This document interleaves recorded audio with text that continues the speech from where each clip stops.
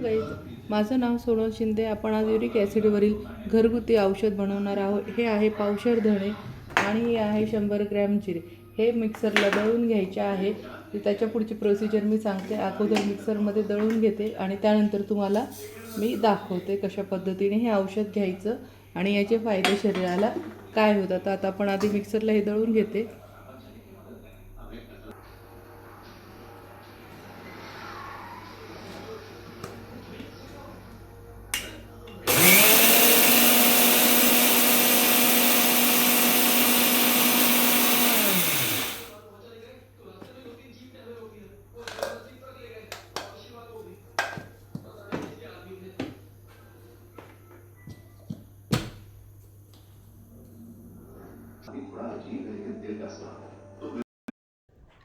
नमस्कार गाईज, माझं नाव सोनल शिंदे। आज मी तुम्हाला युरिक ॲसिडवरती घरगुती इलाज कसा करायचा ते शिकवणार आहे। तर त्याची मी तुम्हाला आता रेसिपी देते आहे। हे पावशेर धणे आहे, हे गावठी धणे घ्यायचे आहे। त्यानंतर 100 ग्रॅम आपले जिरे घ्यायचे आहे रेग्युलर। हे क्लीन करून आणि मिक्सरमध्ये याची पावडर बनवून ठेवायची आहे।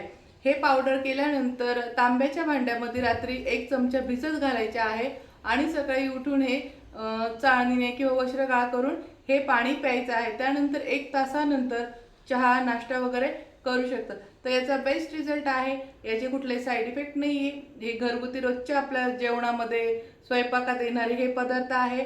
धण्यांनी तर शरीराला थंडावा येतो, त्याच्यानंतर जिऱ्याने पण आपल्या शरीराला थंडावा येतो। याच्याने वेट लॉस पण छान होतं। एकदा करून पहा। हे एकदा करून पहा। बाय गाईज, माझ्या चॅनलला सबस्क्राईब करा, लाईक करा। तर गाईज अशा प्रकारे ही धना पावडर आणि जिरा पावडर हे एकत्र आपण दळून घेतलेलं आहे आणि हे सर्व मिक्स करून अशी पावडर तयार केलेली आहे।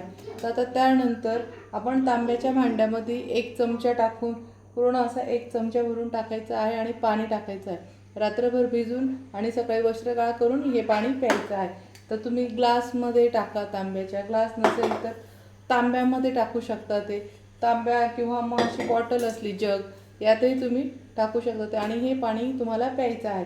तर आता आपण याचे फायदे बघणार आहोत।